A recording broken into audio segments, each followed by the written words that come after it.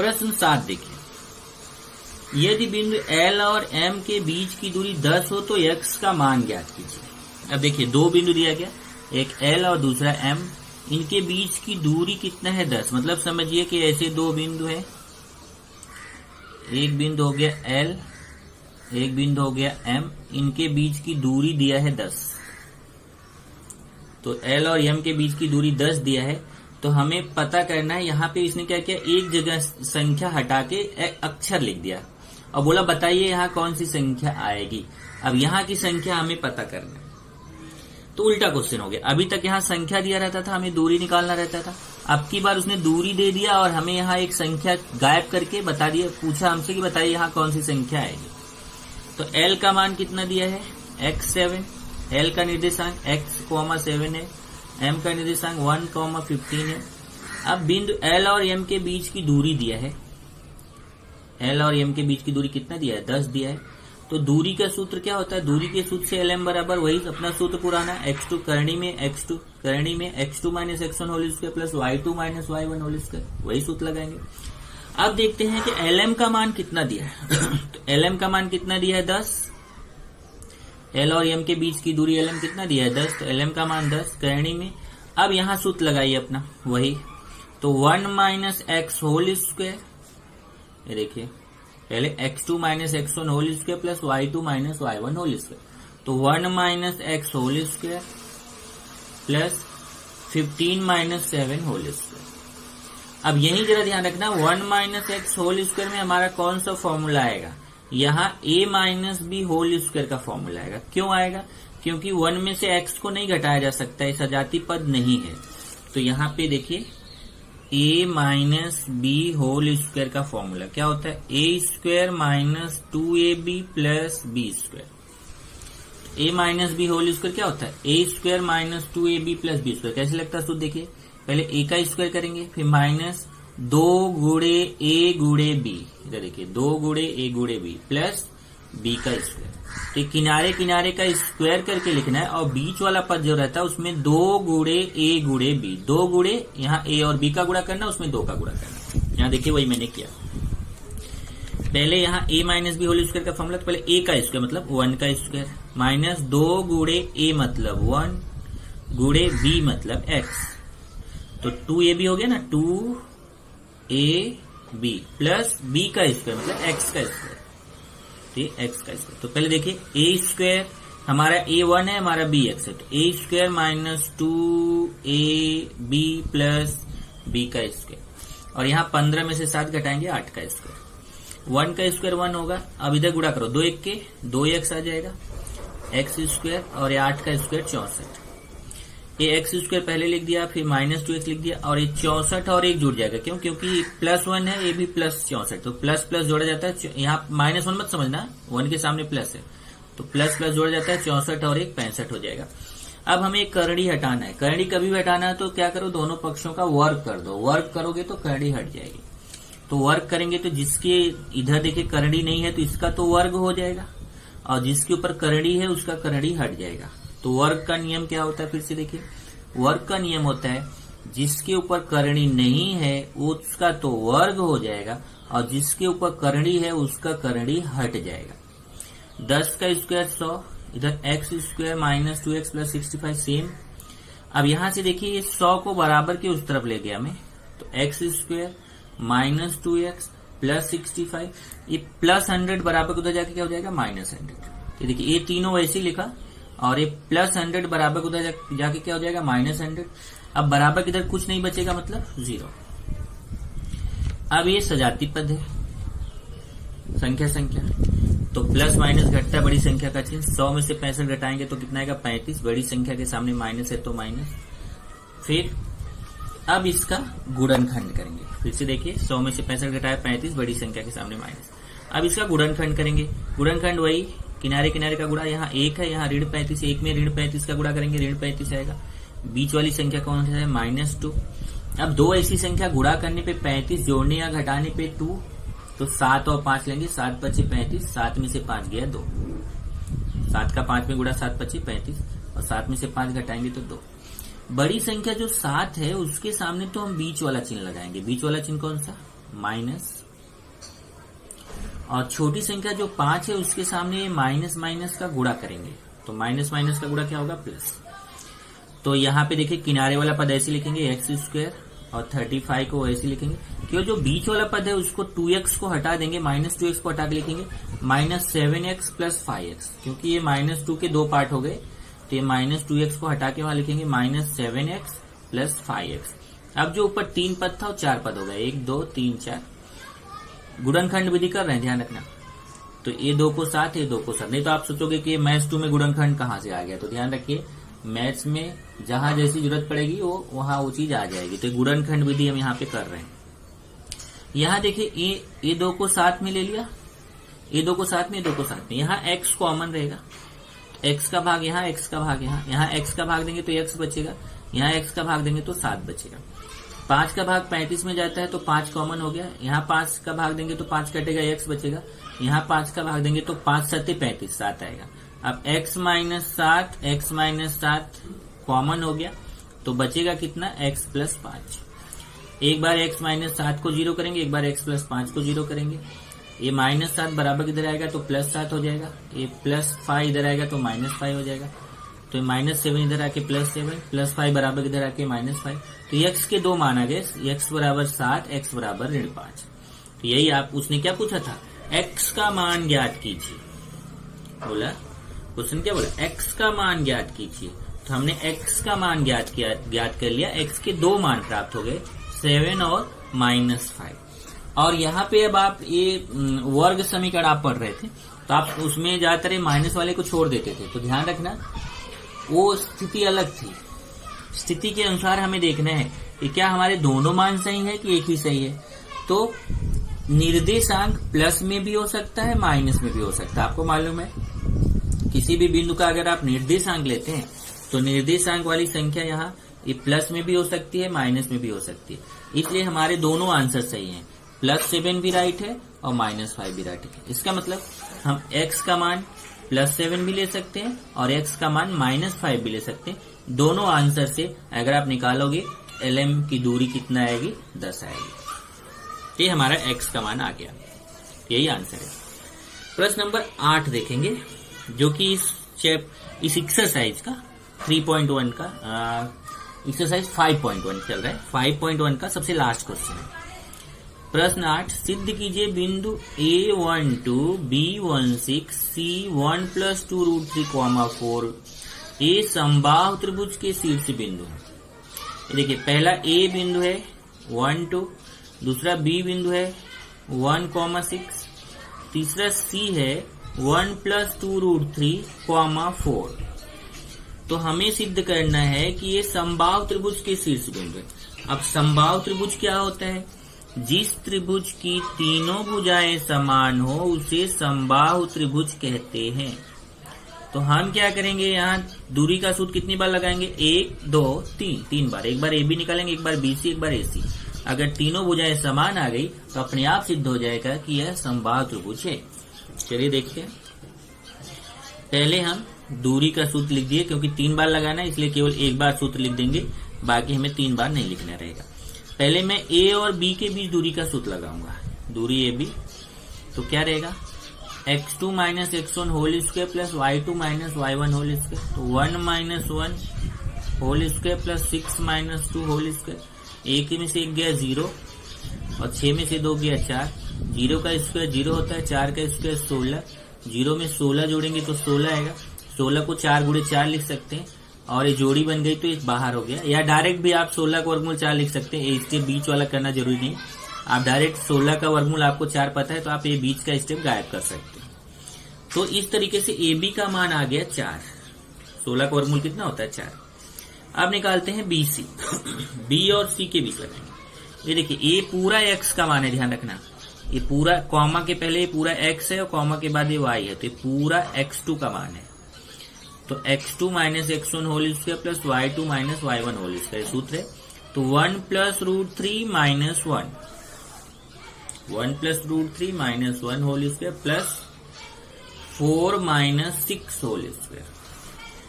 4 BC निकाल रहे हैं ना, तो BC में यहाँ 4 - यहाँ मैंने 2 लिख दिया, 4 माइनस 6 होल स्क्वायर आएगा। चेक कर लीजिए, 4 माइनस 6 होल स्क्वायर। तो 1 plus 2 root 3 minus 1 whole square, 1 plus 2 root 3 minus 1 whole square plus 4 minus 6 whole square. अब यहां देखिए, ये प्लस 1 है, ये माइनस 1 है, तो ये 1 और 1 कट जाएगा, बचेगा 2 रूट 3। तो फिर से चेक करिए, ये प्लस 1 और माइनस 1 कट जाएगा, तो बचेगा 2 रूट 3 का स्क्वायर प्लस, यहाँ प्लस माइनस घटता है, बड़ी संख्या का चिन्ह, 6 में से 4 गया 2, बड़ी संख्या के सामने माइनस। अब 2 का स्क्वायर 4 होता है, करनी में 3 का स्क्वायर 3 होता है। 2 का स्क्वायर 4 और करनी में 3 का स्क्वायर मतलब करनी हट जाएगी, तो 3 आएगा। इधर माइनस का स्क्वायर प्लस 2 का स्क्वायर 4, 4 तियां 12 और ये 4, 12 4 16, 16 का वर्गमूल कितना होता है 4। अब हम निकालेंगे AC।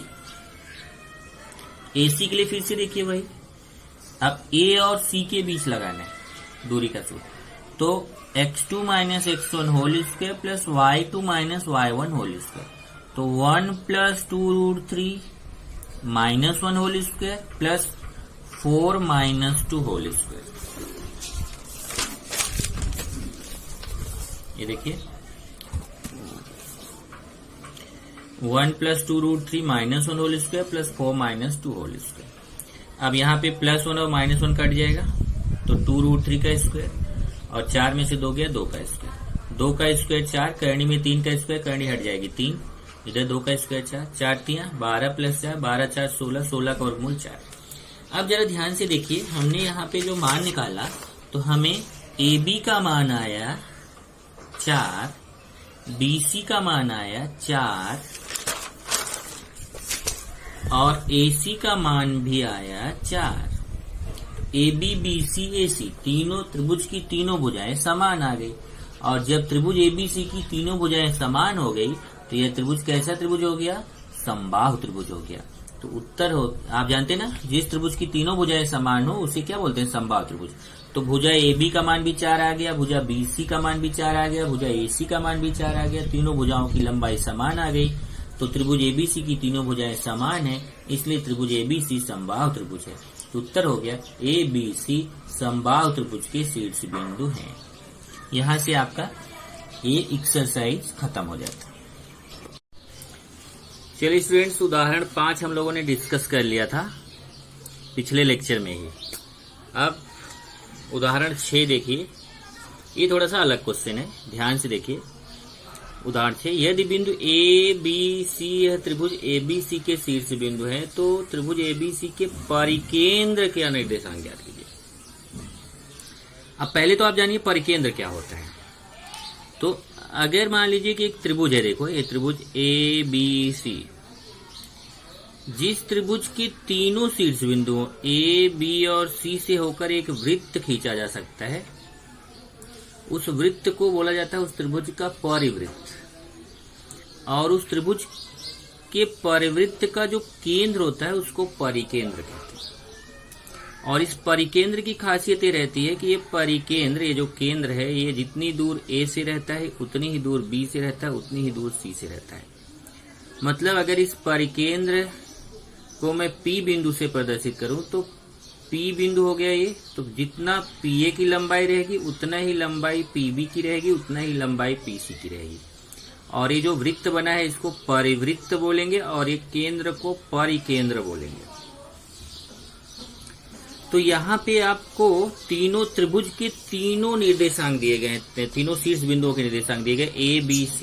ये देखिए, ये त्रिभुज है ABC। बिंदु A का निर्देशांक -3 -4 है, बिंदु B का निर्देशांक -50 और बिंदु C का 30। एक क्वेश्चन में दिया हुआ है, देखो तीनों बिंदुओं का निर्देशांक। और ये परिवृत्त बना हुआ है, ये इसका परिकेंद्र है P, और हमें इसी परिकेंद्र का निर्देशांक निकालना है। तो यहां मान लेते हैं कि ये जो परिकेंद्र P है, इसका निर्देशांक मान लेते हैं A, B है। अब आप क्वेश्चन पूछोगे कि AB ही क्यों माना? तो आप यहाँ पे कोई भी अक्षर मान सकते हो। आप AB न मान के XY मान सकते हो, और कोई दूसरा अक्षर मान सकते हो, बराबर है। तो यहाँ जो भी मानोगे उसका मान हमें निकालना है। अब जैसे यहाँ पे इसने उदाहरण में AB माना हुआ है, अगर आप एक्स वाई मानोगे तो एक्स वाई मान सकते हो। तो यहाँ क्या खासियत हमें मिली कि पी ए बराबर पी बी बराबर पी सी। तो वही चीज यहाँ समझाया देखो कि माना बिंदु P यह त्रिभुज ABC का परिकेंद्र है। ये जो बिंदु P है त्रिभुज ABC का परिकेंद्र है। बिंदु P जो है यह ABC से समान दूरी पर होगा। मतलब बिंदु P जितना दूर A से होगा, बिंदु P उतना ही दूर B से होगा, बिंदु P उतना ही दूर C से होगा। तो इसका मतलब PA बराबर PB बराबर PC। आप यहाँ चाहे तो एक लाइन बढ़ा लो। इसलिए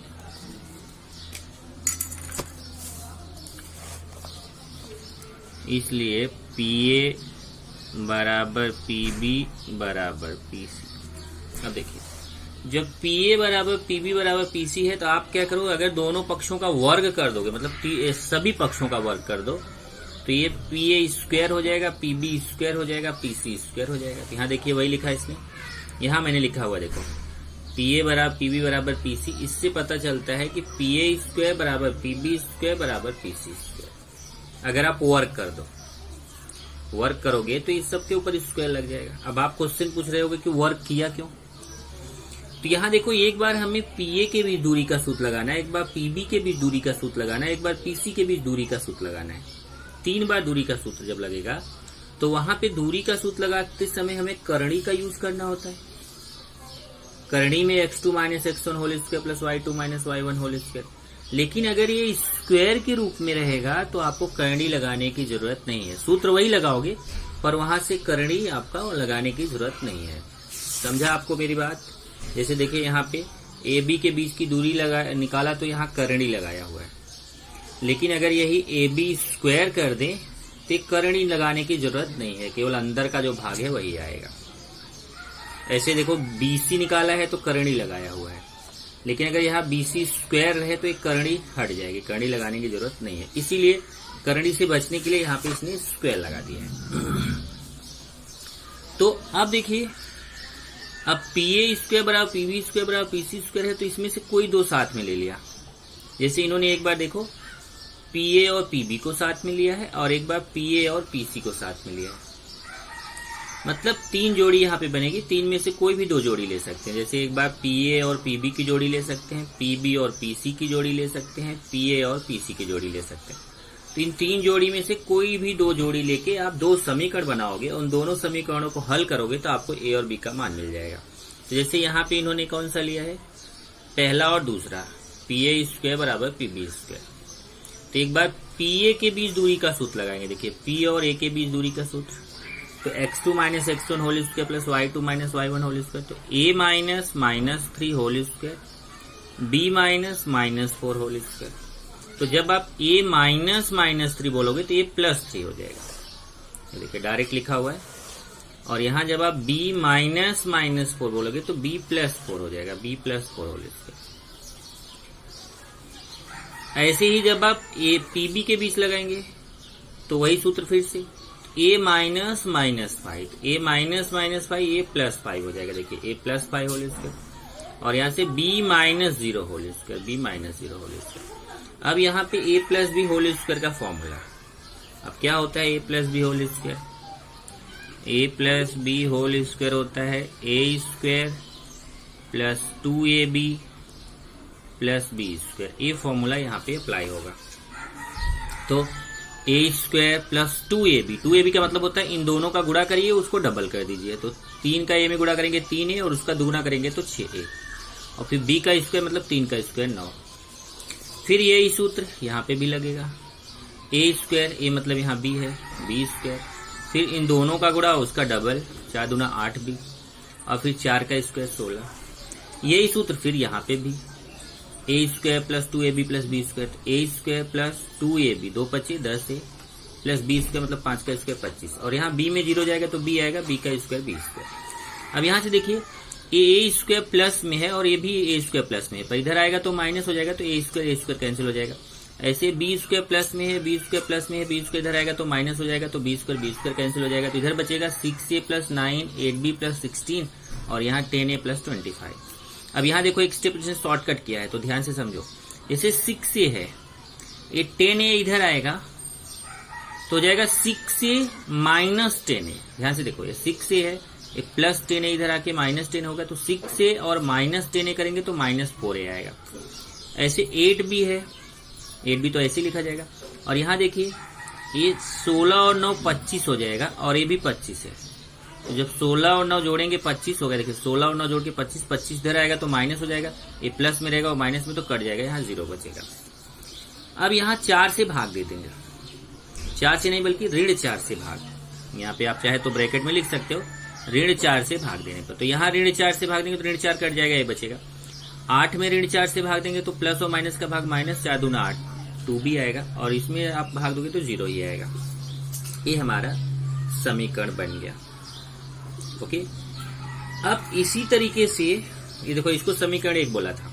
समीकरण 1 से ही ये पहला और दूसरा लिया था, pa² बराबर pb², तो एक समीकरण हमें दूसरा प्राप्त हो गया। अब हम pa² बराबर pc² ले लेंगे। जैसे मैंने अभी यहाँ पे समझाया कि pa और pb के बीच सूत्र लगा के ये जितना काम यहाँ पे किया था वही सेम काम यहाँ पे करेंगे pa और pc के बीच। ये समीकरण 3 प्राप्त हो जाएगा। जैसे देखो 1 2 3 4 स्टेप यहाँ किया, वही 1 2 3 4 स्टेप यहाँ किया, सेम यहाँ समीकरण 3 प्राप्त हो गया। अब समीकरण 2 और 3 को आप हल करोगे। अब यहाँ इसने हल करके नहीं दिया हुआ, देखो इसने बोला समीकरण 2 और 3 को हल करने पर यहाँ डायरेक्ट उसने उत्तर दे दिया है, पर आपको यहाँ पे हल करके दिखाना पड़ेगा। कैसे हल करेंगे? आपने मान रखने की निरसन पद्धति सीखा हुआ है, गुणांक समान करने की निरसन पद्धति सीखा हुआ है, आप उससे इसको हल कर सकते हो। जैसे मैं यहाँ पे बोलूँ तो हल करके दिखा दूं।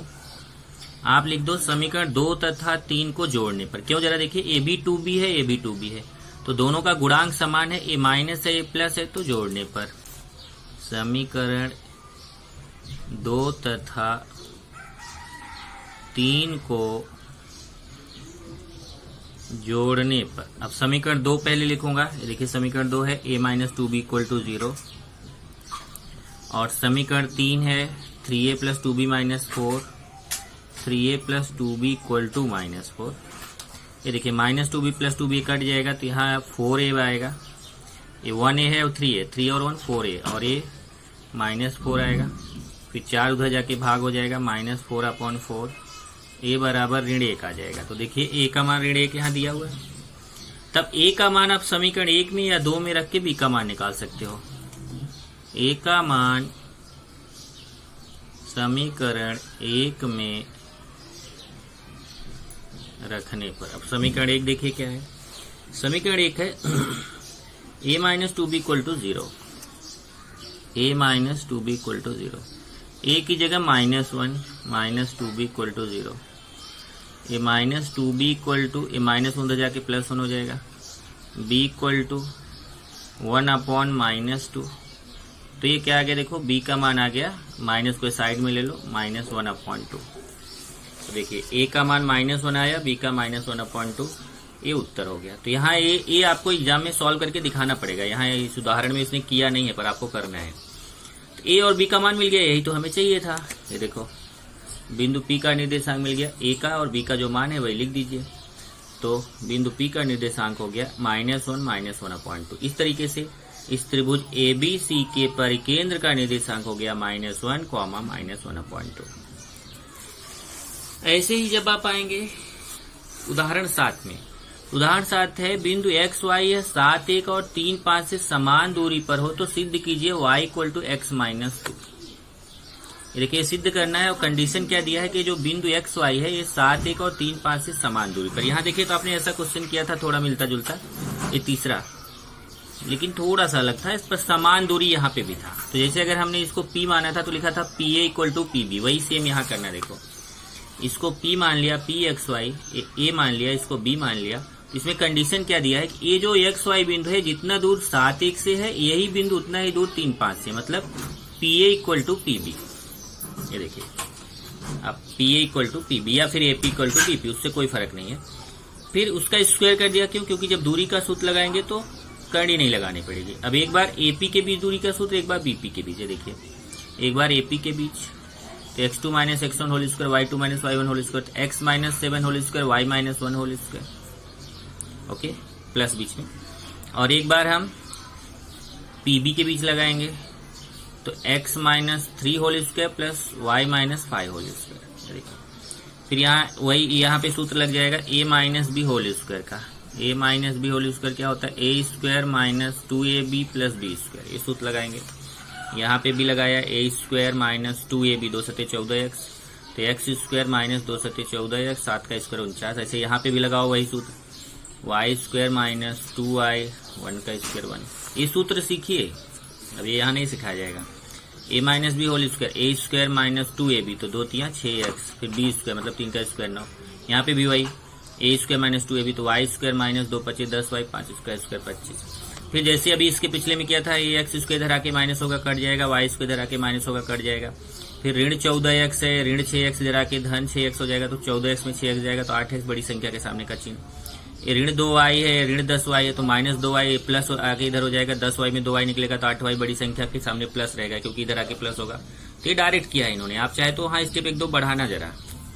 ऐसे ही ये संख्या वाला पद यहाँ 50 है और यहाँ 34 है, 34 माइनस 50 होगा तो माइनस 16 आएगा। फिर यहाँ पे भी लिख देंगे 4 से भाग, ऋण 4 से भाग देने पर, ऋण 4 से भाग देंगे तो यहाँ ऋण 8 से भाग देने पर, ऋण 8 से भाग देंगे तो यहाँ x आएगा, यहाँ ऋण y आएगा, यहाँ 2 आएगा। आप ऋण 8 से भाग देके चेक करो।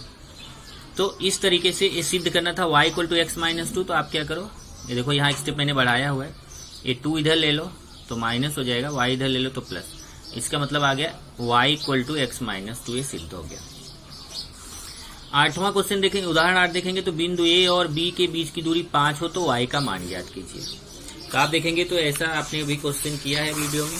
ये देखिए, बिंदु L और M के बीच की दूरी 10 हो तो x का मान ज्ञात कीजिए। तो जैसा आपने 7वां क्वेश्चन किया है सेम वैसा ही 8वां उदाहरण है। तो इसको अभी मैं नहीं करा रहा हूँ।